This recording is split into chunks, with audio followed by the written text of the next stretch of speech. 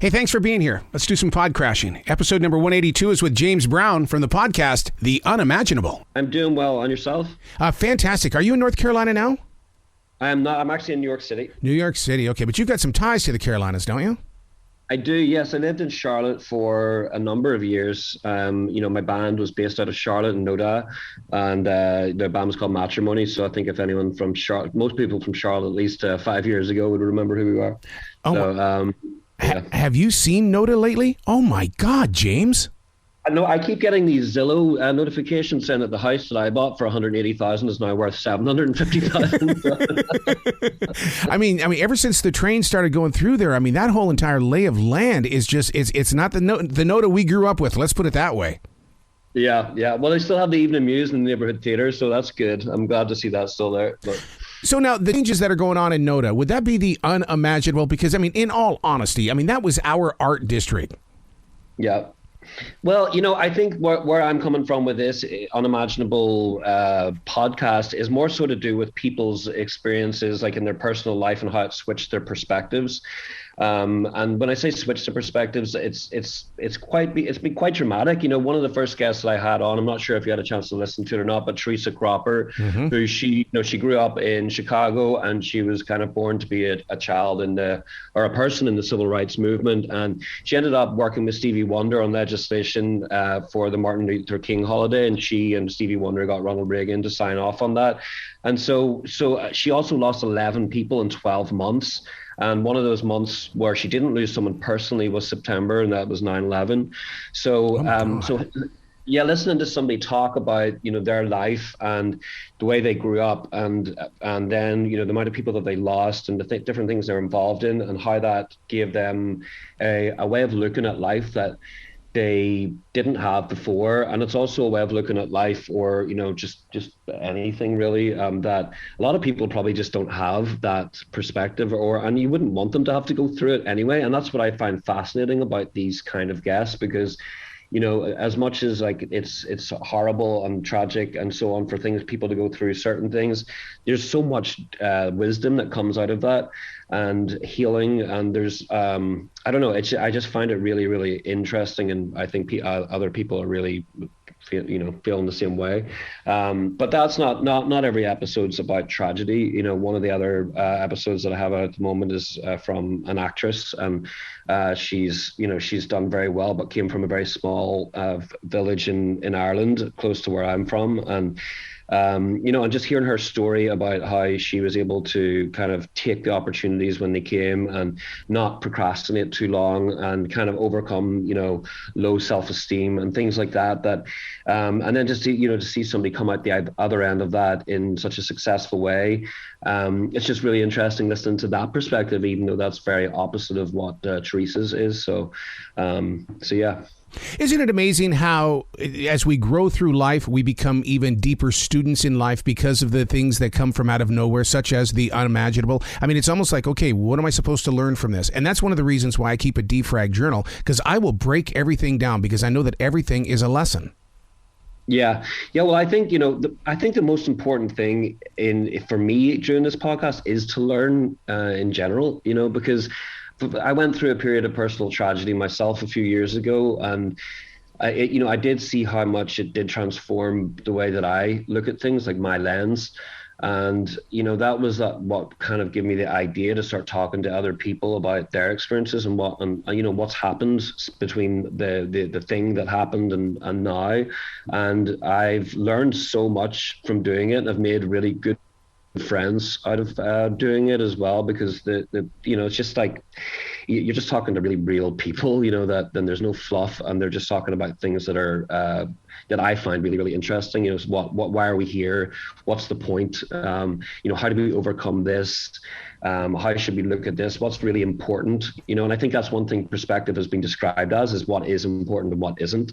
And so those are the kinds of things that we get into and get to the bottom of. And, and we laugh and we cry, and there's music set to it. And it's not, it's a roller coaster for sure most of the time, but it's really, really been a fantastic journey for myself so far. So I'm really excited and humbled to be a part of it.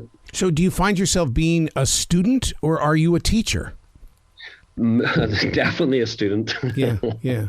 In Yeah. in the way of taking great notes, but what you're doing though, when you share it on the unimaginable, all of a sudden you're saying, hey, look, guys, you're not alone. There's some stuff going on, and somewhere along the line, I'm going to hear from you as well. Yeah, absolutely. I think there's, the funny thing is that within, when I started talking to people about and put this name on this thing, this podcast called The Unimaginable, it turns out a lot of people have unimaginable experiences in life and, are they going through something right now? And obviously, with the pandemic and, with there's been just a whole, over the last 10 years, there's been so many different things that have happened that have caused, people to be displaced from their homes, death, sickness, obviously the war in Ukraine at the moment and whatever. So, and, I was actually spent some time over there and talked to one of the MPs of Ukraine, and she's actually going to be on one of the episodes coming up.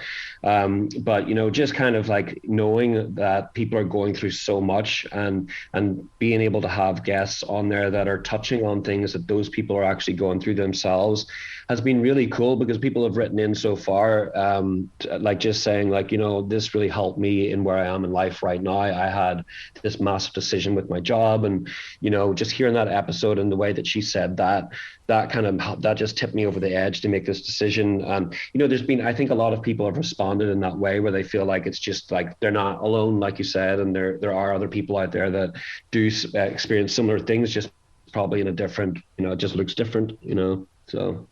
Here's a way out there thought. Dolly Parton says that country music is actually storytelling, telling the story of the people of the community. In a really weird way, because you are a musician, haven't you turned your podcast into just a long form song? Because you are still storytelling. Yeah, so I've always been fascinated with the idea of making a marriage between words and music. And because I think in the words, there's always a sense of melody and there's a lot of weight behind words. And so and then on the other side of it, with the music side of it, you've got kind of the same thing. You've got a lot of information being processed as a musician. And so to make a marriage between those two things, to me, has always been really fascinating, because that blend is kind of where the magic starts to happen. So yes, I think you're right. Like with the stories that the guests have, we have them tell the story of their lives, and I don't speak, so that's about 10 to 15 minutes. And I write music to that story. So it's a score, very much like a documentary would be scored.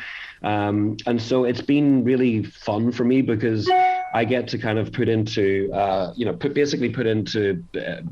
their story into music, but it's like 15 minutes long. So it's kind of like making an album every time, as opposed to making a 3-minute pop song, which has been really great, because you kind of taken into consideration somebody's life and what their sound would be like, what the BPM is of their voice, what the cadence is, the timbre, kind of like getting into it like you would be as if you're in a band, and so that's one of the things I always tell the guests. I'm like, what kind of band would you have? Or that's what I think to myself, what kind of band would this person have? So it's been fun. So I sit there and try to figure it out, and and start jamming along to their stories. That is so funny that you say that, because when I'm sitting down to create a campaign for an advertiser, one of the first questions that I ask is, who do you listen to? Because who they listen to will determine on what kind of energy or how I'm going to write that particular commercial. That must be a Carolina thing, dude.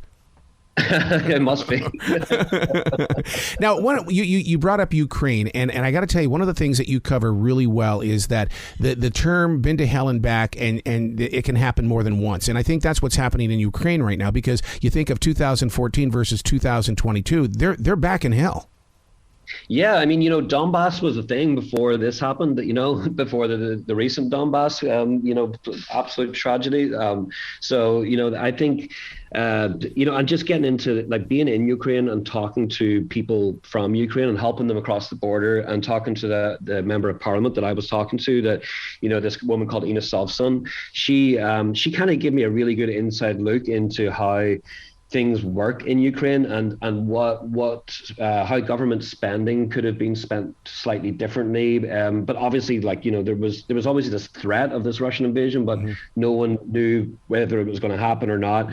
And so it's just like anything else. There's always, everyone has their own kind of angles on what should have been done and what could have been done better. And it's always easy to say that with hindsight. But yeah, the Ukrainian people are very resilient, and they're they're full of love, and that's kind of one of the things from talking to them. Even though they would be, displaced or have lost their husband, because mostly I've been working with women and children at the border, and but they still had a sense of compassion that I found to be really it was just amazing, to see them still have that.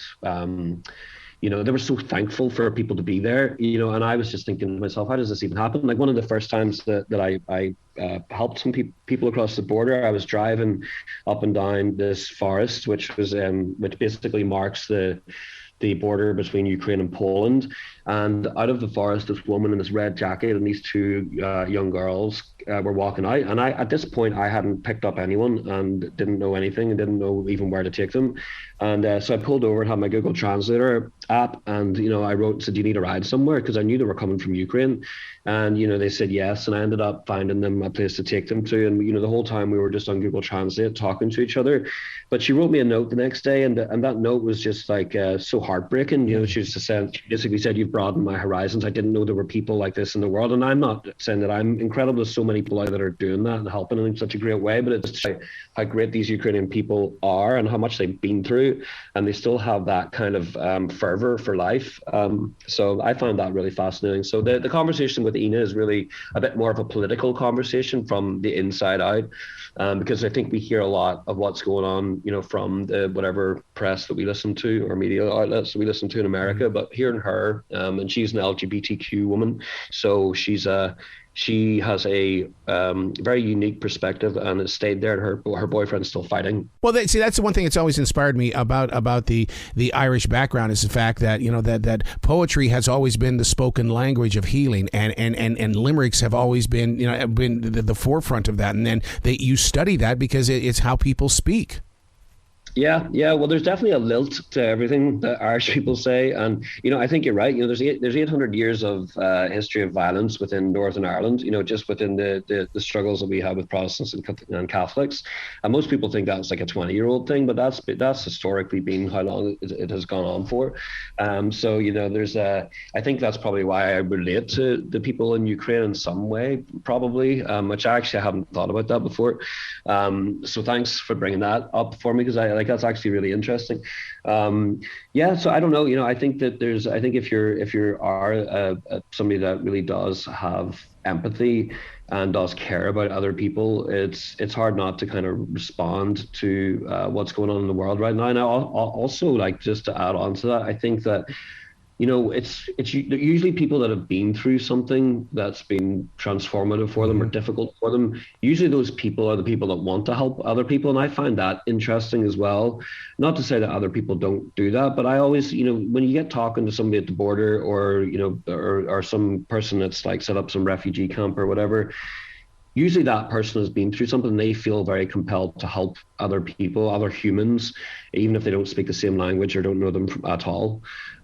So yeah, I find the whole thing to be very intriguing in terms of just from like a human perspective and what we're all doing here, So from one creative to another, when you step into somebody else's changes, challenge, darkness, how do you keep it from growing inside of you? Because you know how it is. We pick up stuff from other people, and sometimes we can't easily shake it. It's a good question. I think basically, from the things that I've been through in my own life, I thought were so difficult, and I thought that nobody else would ever have been through anything as difficult as what I've been through. That's the mindset whenever it happens. And then as I've talked to people that have had truly unimaginable lives, in my opinion, probably more difficult or tragic or whatever, they seem bigger and worse than whatever I'd been through. And it's really humbled me, and it's actually helped me in my own journey and my own healing process, to know that there are other people out there that have been through things that seemingly the magnitude is larger than whatever I'd been through. And I also don't want to say that trauma can be actually quantified like that, because I think everybody deals with things differently, and it's not to say that one person has felt, whatever happened to them is so much worse than whatever happened to that person, because it's really down to how that person responds to that trauma and what it does to them and how they deal with it. But for me, like, I've actually it's been helpful. It's actually made my load lighter by talking to people, strangely, because here, some people heal very well, and they get to a point in their lives where they're at complete peace with life and death. And when you talk to people like that, it kind of makes you, like, I don't know, like, pull up your socks and like pick your head up and realize, like, okay, like, yes, this has been hard, and yes, you still have to, go through the process and steps of healing, and go to therapy and do all the things for your mental health that you're doing. But like, just realize there's other people out there that been through similar things, and you're not alone, and there's a lot of them. And that's been really cool for me, to be honest. Yeah. James, you got to come back to this show anytime in the future. The door is always going to be open for you. We'll meet over there at the Evening Muse or the Neighborhood Theater, but we got to have a face-to-face conversation sometime.